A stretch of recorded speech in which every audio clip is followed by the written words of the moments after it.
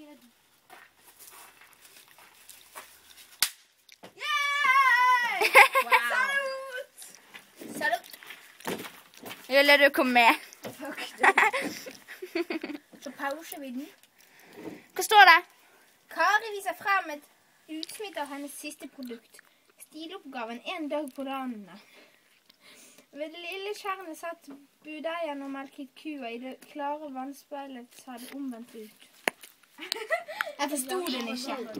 Ok, kan du si meg en fugl som ikke eksisterer mer? Kanarifuglen. Sluddergutt. Hva mener du?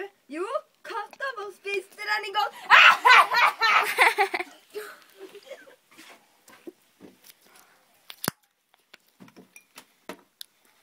Jeg glemte på døren. Var det den skal? Og så stopper vi den.